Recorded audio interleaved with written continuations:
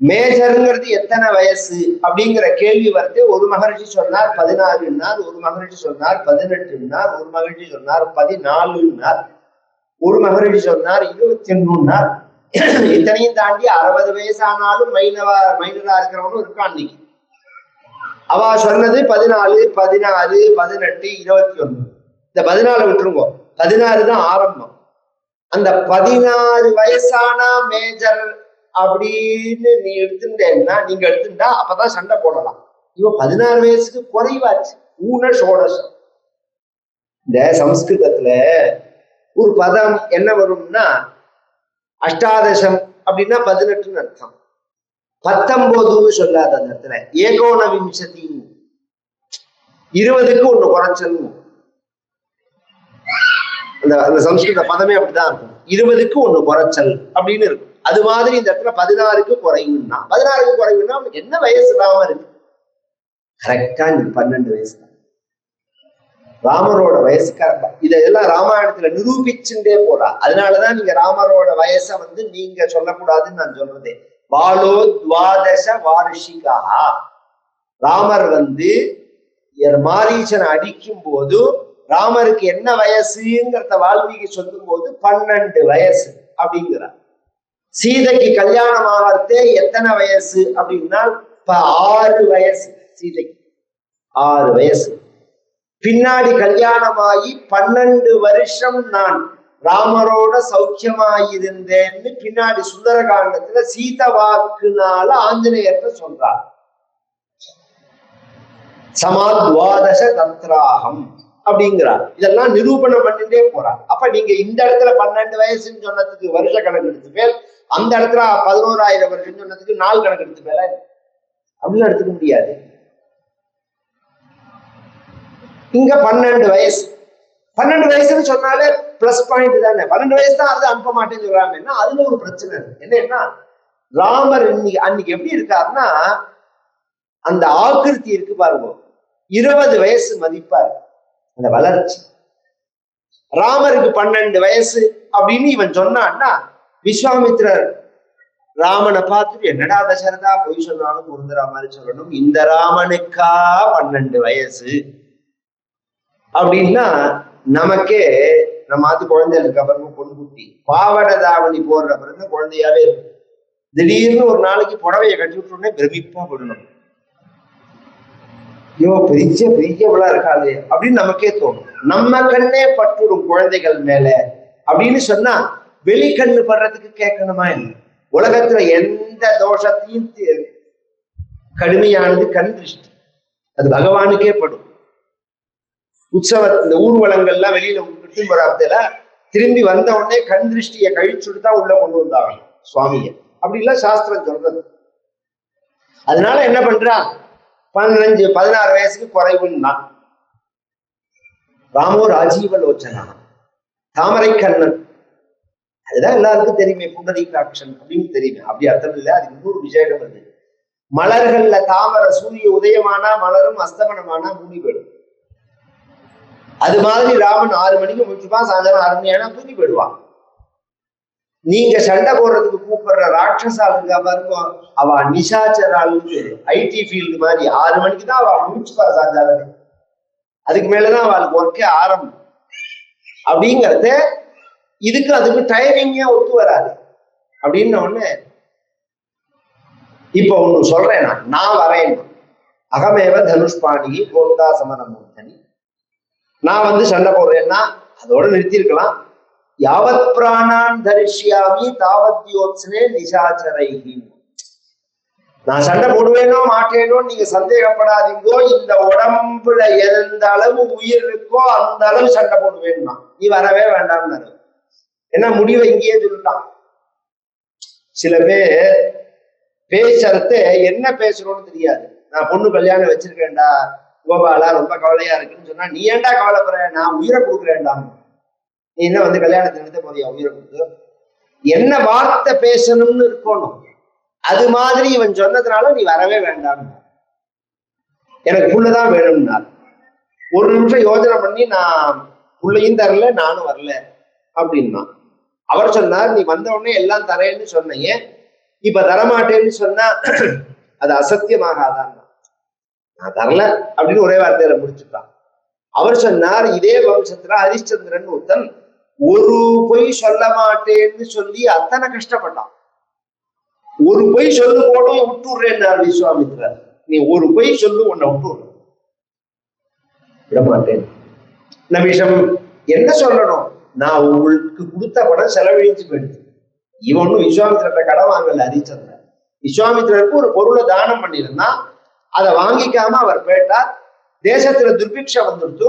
அந்த பணத்தை எடுத்து இப்ப ஒரு டிபார்ட்மெண்ட்டுக்கு வந்த பணத்தை எடுத்து ஒரு டிபார்ட்மெண்ட்ல செலவழிக்கிறது, பற்றாக்குறைன்னா செலவழிக்கிறது இல்லையா, அது மாதிரி இவன் என்ன பண்ணா தானத்துக்குன்னு வச்சிருந்த பணத்தை எல்லாம் தூக்கி செலவு பண்ணிவிட்டான். விஸ்வாமித்திரர் என் பணத்தை நீ எப்படி செலவு பண்ணலாம்னு கேட்கறது தான். தேசம் துர்பிக்ஷமா இருக்கு அதனால செலவு பண்ணேன்னா, இப்ப இந்த க்ஷணம் கொடு அல்லனா இல்லைன்னு சொல்லுண்டா. இல்லைன்னு எப்படி சொல்ல முடியும்னு கேட்டான். அப்ப எப்ப கொடுப்பேன்னு கேட்டார். நீங்க எப்ப சொல்றேன்னா அப்ப கொடுக்குறேன்னா. வெறுமனை கொடுத்தா போடாது, அதுக்கு வத்தியம்சம் வட்டி கொடுக்கணும்னா. தரேன்னா என்ன வட்டின்னு கேட்டா நீங்க தான் சொல்லணும், கடன் கொடுக்குறவன் தானே சொல்லணும் என்ன வட்டின்னு சொல்லி. அப்படின்னு உடனே அவர் சொன்னார், இந்த தேசம் உன்னோட அயோத்தி இருக்கு, அது வட்டிக்கு சரியா படுத்திருந்தார். சரின்னா இவன் கிளம்பி காசிக்கு வந்துட்டான். ஒரு மாசம் கழிச்சு 29வது நாளைக்கு விஸ்வாமித்திரர் வராருங்க. என்ன பண்ணி வச்சிருக்கேன்னா ஒண்ணும் பண்ணலன்னா, ஒரு மாசமா இந்த காசி முழுக்க சுத்தினோம், உங்க சிஷ்யனுக்கு சாப்பாடு வாங்கி கொடுக்கணும். அவர் ஒரு சிஷ்யன் அனுப்பிச்சிருந்தார் கூட. ஈட்டிக்காரன் அந்த காலத்துல சொல்லுவா இருக்கா தெரியுமா, இந்த பணம் கொடுக்குறவா இருக்கா அதெல்லாம். இப்ப என்ன சேட்டு வரா, அந்த காலத்துல ஈட்டிக்காரன்னு பேர் அவனுக்கு.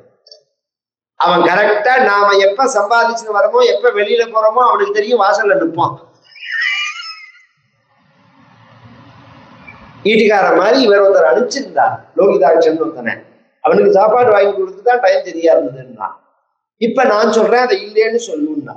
அதை எப்படி சொல்ல முடியும்னா, ஏன் விஷம் விஷமித்யாஹு பிரம்மஸ்வம் விஷமுச்யதே விஷமே காக்கினம் ஹந்தி பிரம்மஸ்வம் புத்திர பௌத்ரகம். விஷம் விஷம் இல்ல, தர்மமான சொத்து தான் விஷம். விஷத்தை ஒருத்தன் சாப்பிட்டான்னா அந்த சாப்பிட்டவனை மட்டும்தான் அது பாதிக்கும். இந்த தர்மமான சொத்தை ஒருத்தன் அபகரிச்சான்னா புத்திர பௌத்திரகம்னா அவன் அழிச்சு, அவன் பிள்ளைய அழிச்சு, அவன் குடும்பத்தை அழிச்சு பரம்பரையா வரும். இன்னைக்கு ஜாதகத்தை எடுத்து பார்த்தா தெரியும். தெரியாம சொத்தை எடுத்து, கோவில் சொத்தை எடுத்து அபகரிச்சிருப்பா தெரியாம. அந்த காலத்துல 2 வகையா கோவிலுக்கு தானம் பண்ணுவா. ஒண்ணு என்ன பண்ணுவான்னா கோவிலுக்கே கொடுத்துருவா. இன்னொன்னு இந்த நிலத்திலேருந்து வர பகுதியில இந்த தர்மம் பண்றேன் அப்படின்னு எழுதி வச்சிருப்பா மனசுல. இந்த ஒரு ஏக்கர்ல இருந்து தினப்படி தீபம் போடுறேன் பெருமாளுக்கு சிவனுக்கு அப்படின்னு சொல்லுவா. ஒரு 2 தலைமுறை அதை பண்ணிட்டு 3ஆவது தலைமுறையில அதை விட்டுருவா. அதுவே ஜாதகத்துல தெரியும், அதுவே ஜாதகத்துல தெரியும். கோயம்புத்தூர்ல ஒரு பிராபலம் புத்தருக்கு கிட்னி சம்பந்தமான ப்ராப்ளம். மேக்சிமம் எல்லா வைத்தியமும் பண்ணியாச்சு. கடைசியில டயாலிஸ் பண்ணிட்டே இருக்கா. இன்னொரு சிகிச்சை பண்ணா கூட பயப்பட மாட்டாரான்னு கன்ஃபியூஷன் அளவுக்கு உடம்பு டவுன் ஆகிட்டே இருக்கு. அவர் கவுண்டர் அவர் என்கிட்ட காமிக்கும் போது நான் கேட்டேன், உங்களுக்கு இஷ்ட தெய்வம் குருவாயூரான்னு கேட்டேன். ஆமா சாமி, எங்க தாத்தா காலத்துல இருந்தே குருவாயூர் பண்ணிட்ட போவா அப்படின்னா. உங்க தாத்தா கிராமத்துல இருக்கிறது குருவாயூரப்பனுக்குன்னு ஏதாவது சொத்து வச்சிருந்தாரான்னு கேட்டேன்.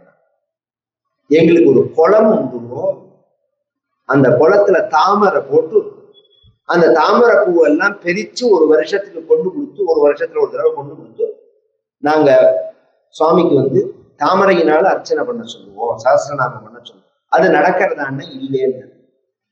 இப்ப அது மாதிரி பண்ணுவோன்னு கோவில்ல வந்து அதுக்கு அப்படி எல்லாம் பண்ண முடியாது அப்படின்லாம் சொன்னா. இவர் ஸ்பெஷல் பர்மிஷன் வாங்கி 1100 தாமரை வாங்கின்னு போய் கோவில்ல கொடுத்து இவரை வச்சுட்டு அர்ச்சனை பண்ணி 6 மாசத்துல உடம்பு சரியா நார்மல் ஆயிட்டார். அது தெரியும், அது எல்லாருக்கும் இல்லை. இது மாதிரி ஏதாவது ஒரு குறிப்பிட்ட இது கிளியர் பண்ணி விட்டுட்டா சரியாயிடும். அது பிராரப்தமா இருந்தா ஒண்ணும் பண்ண முடியாது. ஏன்னா கோவில் சொத்துக்கு அவ்வளவு சக்திங்கிறது சொல்ல வர. தர்மமான சொத்தா இருந்தா பிராமணர்களுக்கு தானம் பண்ணினதோ, பசுமாடு மேயத்துக்கு தானம் பண்ணினதோ, கோவில்களுக்கு தானம் பண்ணினதோ தொடவே கூடாது. சிவசொத்து குல நாசம் அப்படின்னு ஒரு வச்சனம் இல்லையா?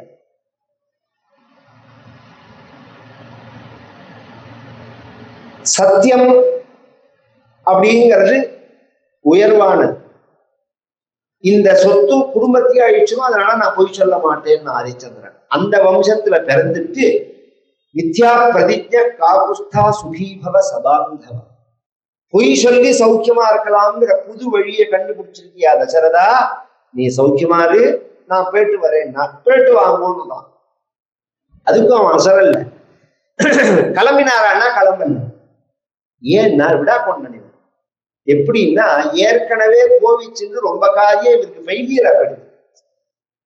அதனால கோபிச்சுக்க கூடாதுங்கிறத தீர்மானம் பண்ணினார்.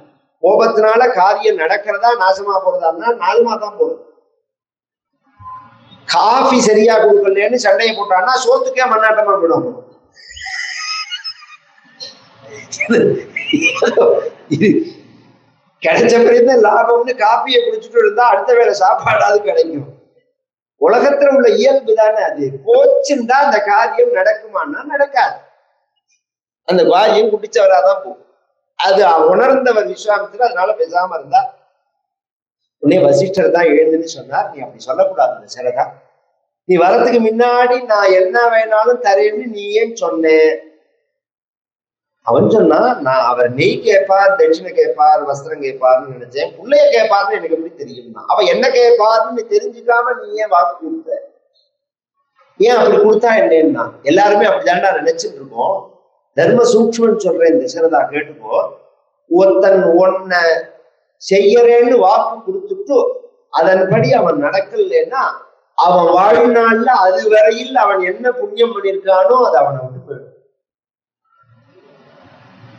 அதனாலதான் பேசாம இருக்கணும். வாக்கு கொடுக்கவே கூடாது. வார்த்தை கொடுத்தா தலை போனாலும் அதை செய்யறதுக்கு முயற்சி பண்ணணும். அதனால நீ கொடுத்துடு. நீ சொன்ன சத்தியப்படி கொடுத்ததுனால அந்த கொடுத்த தர்மம் அந்த குழந்தைய ரட்சிச்சு கொண்டு வரும் அப்படின்னு சொல்லி பெனால்டியா லட்சுமண சுவாமியோட சேர்ந்து அனுப்ப 2 குழந்தைகளையும் வாங்கிட்டு வரார். சரையூ நதிக்கரைக்கு வந்தார். அத்தியர்த்தயோஜனங்கத்வா சரவ்யா தட்சிணே தட்டே ராமேதி மதுராம் வாணி.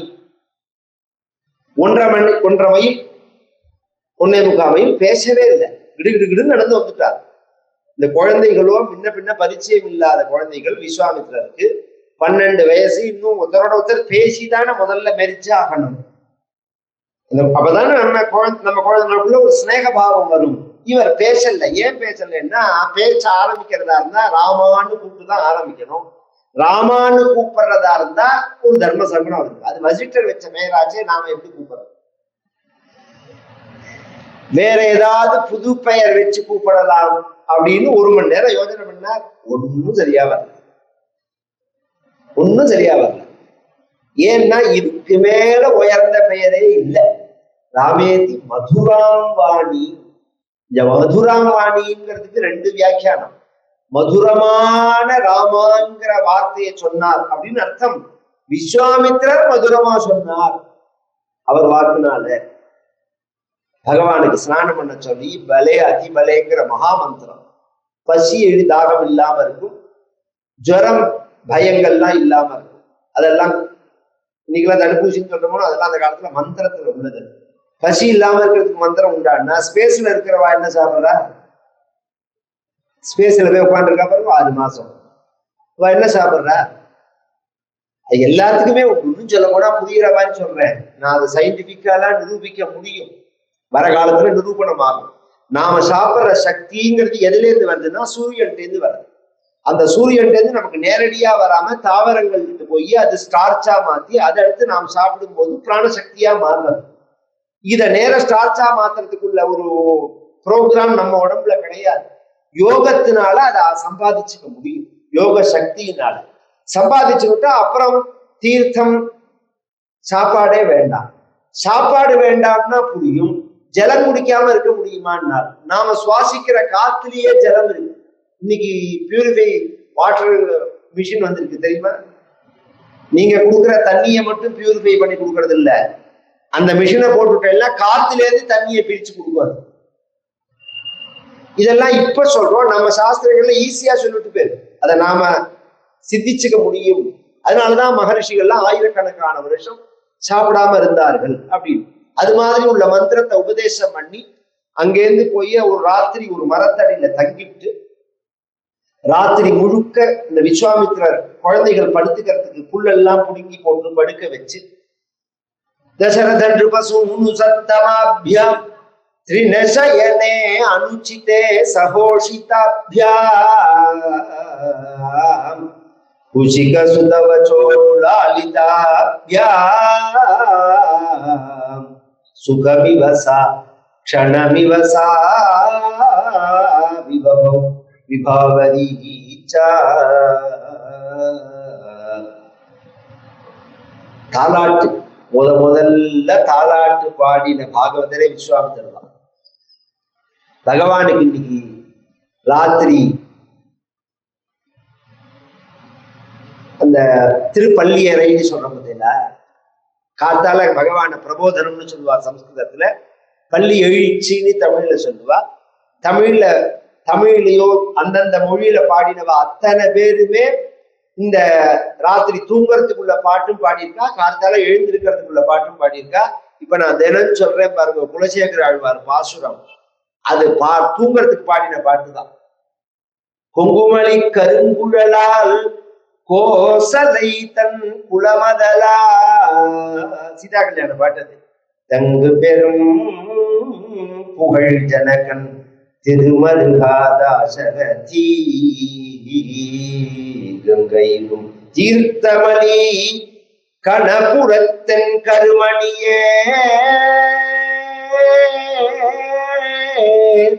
எங்கள் குலத்தின் அமுதே. என்ன ஒரு உரிமையோட எங்கள் குலத்தின் அமுதே ராகவனே தாளேனோ அப்படிங்கிறாள். எங்க அப்பா சொல்லுவார், என் ராமன், என்னோட ராமன் அப்படிங்கிறார்.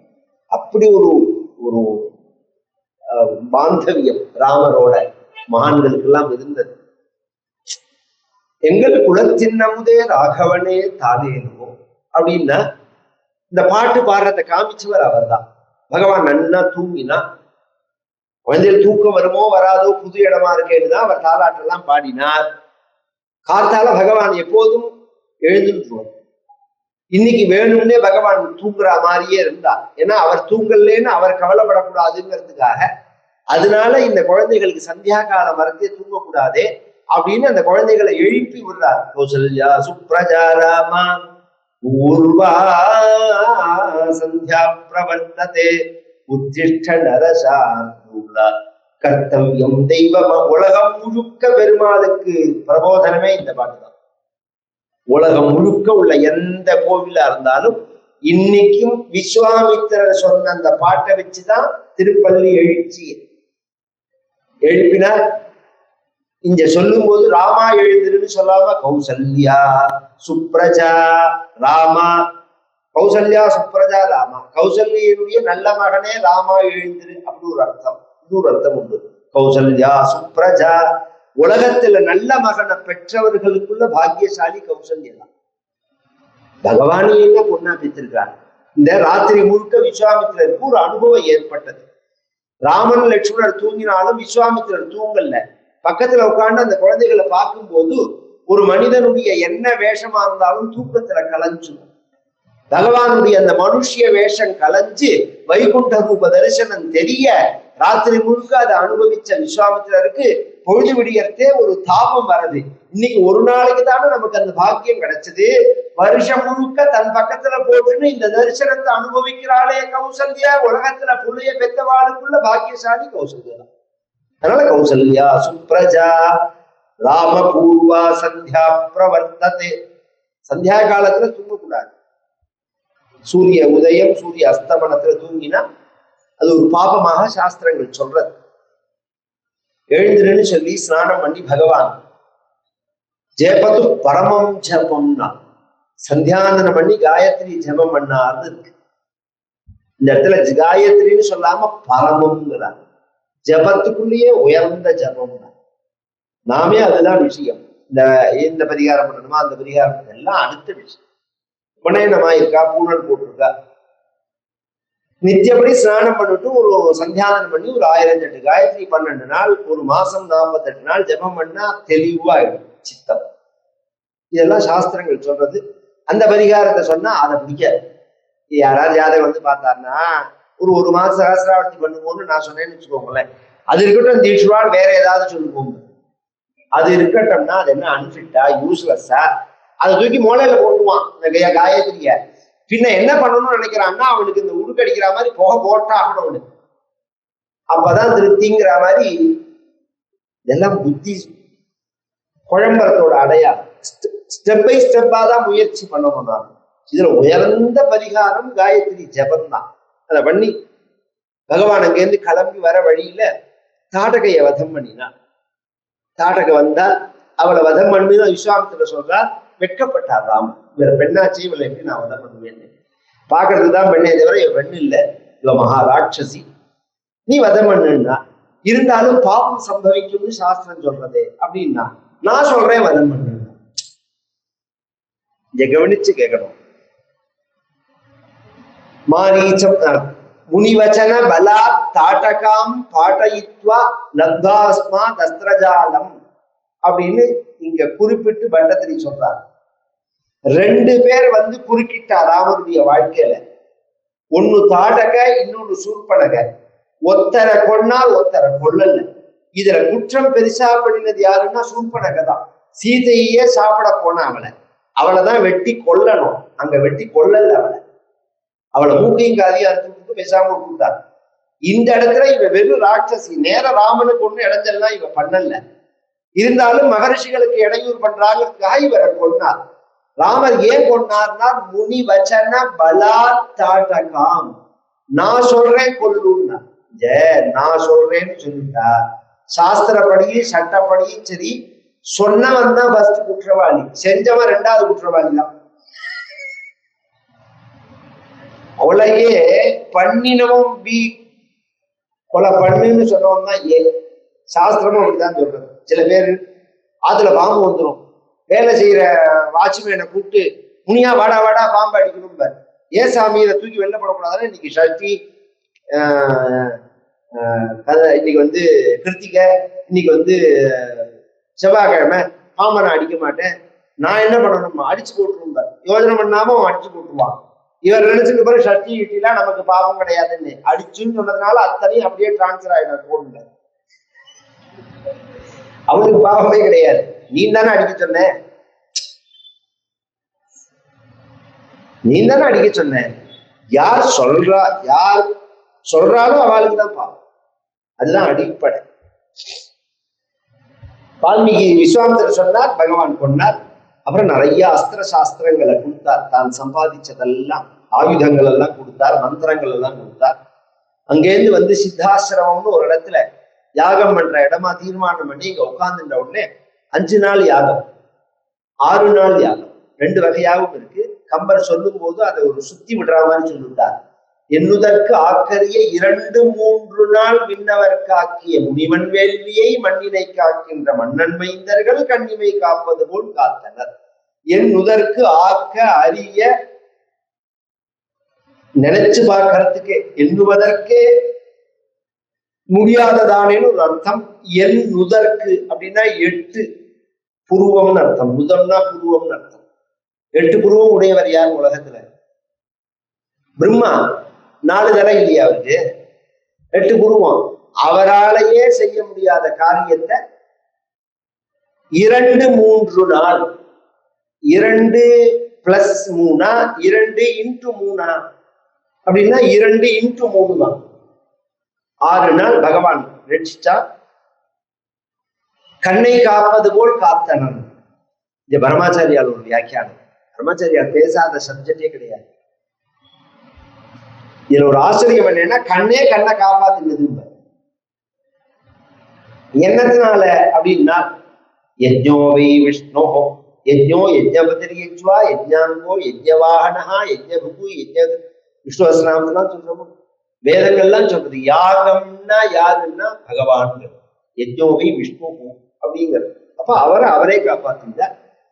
கடைசி நாள் அன்னைக்கு மாரீச்சன் சுபாகு முதலியவர்கள்லாம் வர, சுபாகு முதலிய ராட்சசர்கள் எல்லாம் வதம் பண்ணிட்டு மாரீச்சனை மட்டும் அடிச்சு விரட்டுட யாகம் பூர்த்தி ஆன உடனே அயோத்திக்கு போலாங்கிறத அவர் சொன்னார்.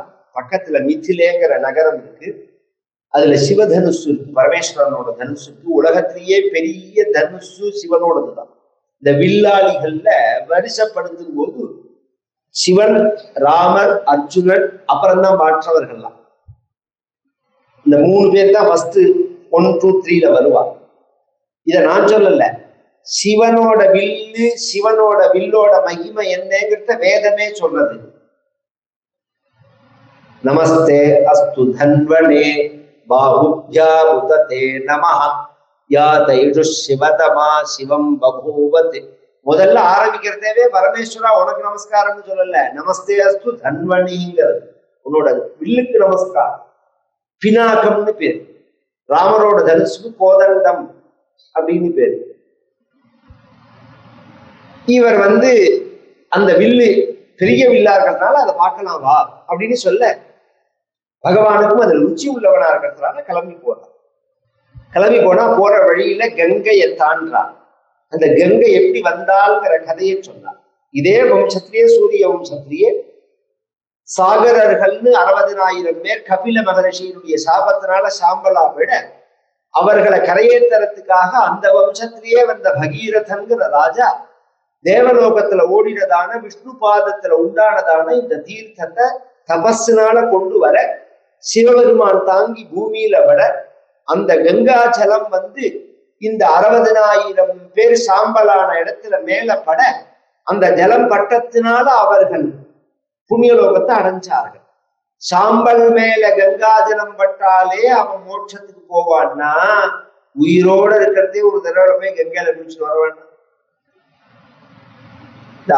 இந்த ஆத்துக்குள்ள அந்த அது என்ன ப்ளீச்சிங் பவுடர் தண்ணிலேயே எத்தனை நாளைக்கு குளிச்சுட்டு இருக்க போற எனக்கு புரியல. ஒரு தடவையாவது கங்கையில குளிச்சுட்டு வர, கங்கையில அதுவும் ரிஷிகேஷம் பக்கம்லாம் போயிடணும். கங்கையில ஒரு நிஜமா நீங்க குளிச்சு அனுபவிக்கணும்னு ஆசைப்பட்டா ஹரித்வாரத்துக்கு மேலதான் போகணும். அப்படி இருக்கும் கங்கை. பல அவ்வளவு சுத்தமா இருக்கும், அவ்வளவு ஆனந்தமா இருக்கும். உள்ள போனா வெளியில வரத்துக்கே மனசு வராது, இறங்கினா ஏறதுக்கே மனசு வராது. அவ்வளோ பவித்திரமா இருக்கும் கங்கை. அந்த கங்கையினுடைய சரித்திரத்தை சொல்லி, கங்கையினுடைய ரிலேட்டடா ஸ்கந்த சரித்திரத்தை சொல்றான். ஏன்னா கங்கையில பிறந்தவன் ஸ்கந்தன், அதனால காங்கேயன்னு பேரு. ஸ்கந்தன் அப்படிங்கிற வார்த்தை முருகனோட வார்த்தை. முருகன்னு தமிழ் அழகுக்காக சொல்றோம். இதுல வேற புது குழப்பம், முருகன் வேற, ஸ்கந்தன் வேற, முருகன் வேற, பாலசுப்ரமணியம் வேற, இது வேற அது வேற, பின்னாடி வழிபாடு 2 வருவோம். பொய்ய சொல்லி சுலபமா குழப்ப விட்டுட்டு போலாம். இத்தனை வருஷமா ஒரு சம்பிரதாயத்துல ஃபாலோ பண்றவாள் முட்டாள, எல்லாருமே முட்டாளு நீ நினைக்கிறியா? இன்னைக்கு வேணாம் இங்க ஆங்கிலேய படிப்பு வந்ததுக்கு அப்புறம் இந்த படிப்பை விட்டு விலகி போனவாளுக்கு வேணா இந்த விஷயம் தெரியாம இருக்கலாமே, தெரிஞ்சவா இன்னும் இருப்போம் நாங்கள்லாம். அதை ஞாபகம் வச்சுக்கணும். நீங்க என்ன சொன்னாலும் அதை நிரூபிக்க முடியும். அதுக்கு எதிர்வாதம்னு அர்த்தம் இல்லை, அதை நிரூபிக்க முடியும். அன்னைக்கு சொல்லலையே ஒருத்தர் கம்பராமாயணத்துல சொன்னார் அப்படின்னு உடனே, ஐயா நீங்க சொல்றது அப்படி இல்லை, ஏன் சீதைய அலங்காரம் பண்ணின்னு வந்தாயின்னு கோபப்பட்டார் விபீஷணன்னார். சீதையை அலங்காரம் பண்ணின்னு வர சொன்னதே ராமர் தான். சீதை மகாலட்சுமி அவளுக்கு கண்ணீரோட வரக்கூடாதுங்கிறதுக்காக ராமர் தான் சொன்னார். இது மாதிரி 1000 சொல்லலாம். வாலிவத மரத்தையெல்லாம் கவனிக்கும், தெரியும். இவா சொல்றதுக்கும் இந்த ராமாயணத்துக்கு சம்பந்தமே இருக்காது, வால்மீகி ராமாயணத்துக்கு. இந்த இடத்துல கங்கையும் முருகனும் ரிலேட்டடா உள்ளவா.